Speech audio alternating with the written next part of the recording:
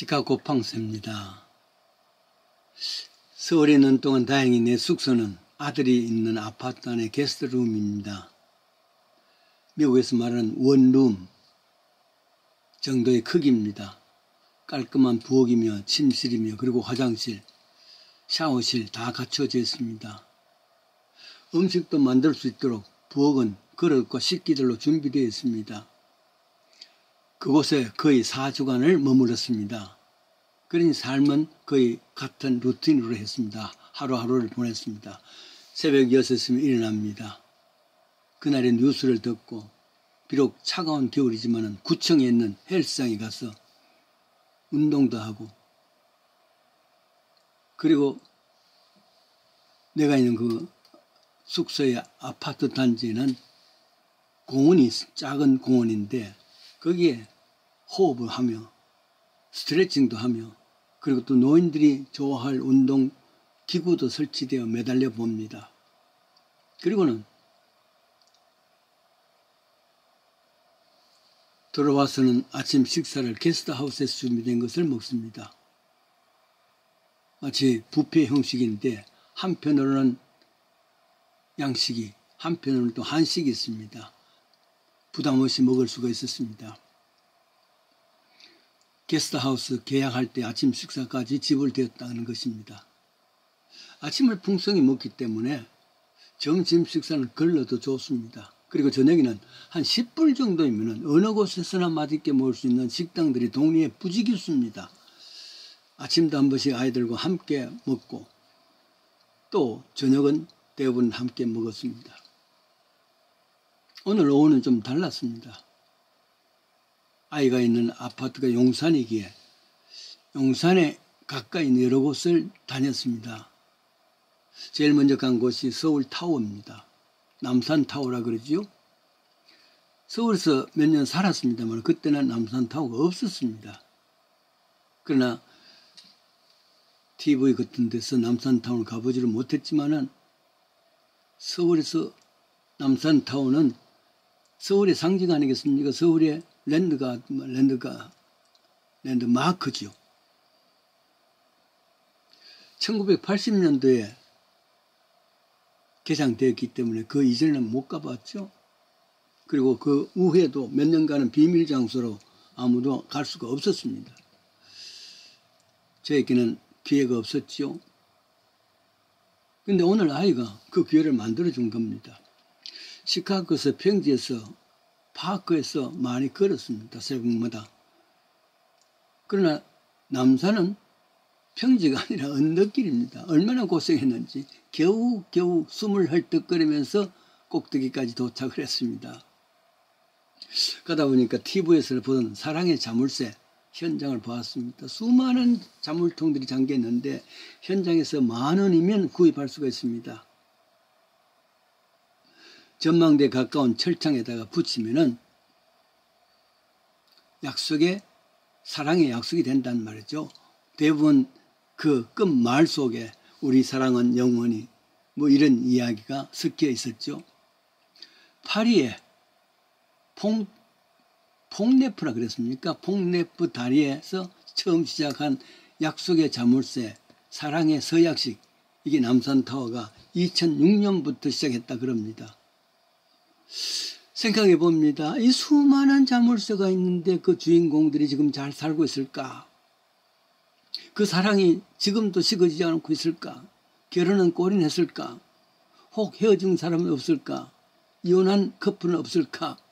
그렇습니다. 사람의 마음이 얼마나 간사합니까? 영원을 약속하며 자물쇠를 잠글 때 사탄은 빙긋이 웃으면서 두고 보자. 그랬습니다. 왜냐하면 인생에 산다는 것은 그렇게 간단한 것이 아닙니다. 단순한 것이 아닙니다. 만만한 것이 아니란 말이죠. 실제로 이런 일이 또 있답니다. 캐시 영이라는 미국 소년인데 미국에서 서울에 올 때 니프를 갖고 왔습니다. 니프란 것은 끊는 거죠. 자물쇠를 끊는, 쇠를 끊는 거 니프입니다. 왜냐하면 2년 전에 자물쇠를 사이에 두고 이곳에서 남산에서 약속한 남자친구가 그동안 변심해서 다른 여자아이들과 나눈 것을 알았단 말이에요. 그래서 단숨에 서울 남산까지 와서 그 약속했던 자물쇠를 찾아 갖고 잎으로 끊고 멀리 던져버렸다는 그 이야기였습니다. 그렇게 남산의 자물쇠의 약속이란 것이 그만큼 효험이 되는 것도 아니라 그 말이죠. 그럼에도 불구하고 처음 올라본 남산타운, 서울타운의 위용은 대단했습니다. 본래 이곳이 조선시대의 봉합불 장소라 그러죠. 여러 방송국의 송전탑도 여기에 있습니다. 남산은 해발 230m 밖에 안 된답니다. 거기 위에다가 서울 탑 자체는 230 합해서 470여 m가 된답니다. 이 서울 랜드마크에 오르면 서울이 한눈에 볼 수 있습니다. 63빌딩도 롯데타워도 볼 수 있었죠. 아이는 이 주위를 길들을 환히 알고 있었습니다. 목회하며 공부하며 그 취미가 자전거 타기입니다. 그래서 자전거 동호회에 같이 자전거로 몇 번이나 와봤기 때문에 이 주위의 길은 훤하다 그럽니다.